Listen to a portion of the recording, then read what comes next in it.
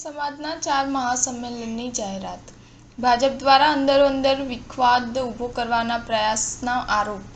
કરણસિંહે કહ્યું, રૂપાલા કરતાં ખરાબ વાણી વિલાસ કિરીટ પટેલે કર્યો છે.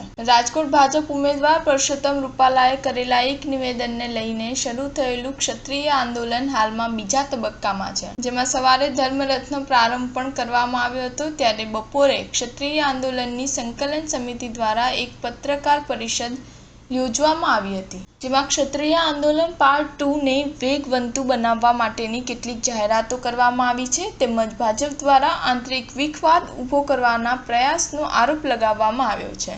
એટલું જ નહીં, જૂનાગઢ ખાતે ભાજપના નેતા કિરીટ પટેલ દ્વારા કરવામાં આવેલા નિવેદનને વખોડી તેમની સામે પગલાં લેવાની માંગ કરવામાં આવી હતી. ક્ષત્રિય સંકલન સમિતિની પત્રકાર પરિષદમાં કરણસિંહ ચાવડા, રમજુભા જાડેજા, અશ્વિનસિંહ સરવૈયા, પીટી જાડેજા, સુરેન્દ્રસિંહ જાડેજા તેમજ કિશોરસિંહ ઝાલા સહિતના કોર કમિટીના સભ્યો હાજર રહ્યા હતા. આ તકે ક્ષત્રિય આગેવાન કરણસિંહ ચાવડાએ જણાવ્યું હતું કે 24 તારીખથી ક્ષત્રિય આંદોલનનો પાર્ટ 2 શરૂ થયો છે. આજે ધર્મરથના પ્રારંભ માટે સંકલન સમિતિ આગેવાનો હાજર રહ્યા હતા. 18 વોર્ડમાં બૂથ કમિટી અને કાર્યાલય શરૂ કરવામાં આવ્યા છે. રોજ રાત્રિ સભાના આયોજન કરવામાં આવી રહ્યા છે અને ક્ષત્રિય સમાજ સાથે અન્ય સમાજને જોડાવા આહ્વાન કરવામાં આવ્યું છે. સ્ટાર ન્યૂઝ 7 હંમેશા સચ્ચાઈની સાથે.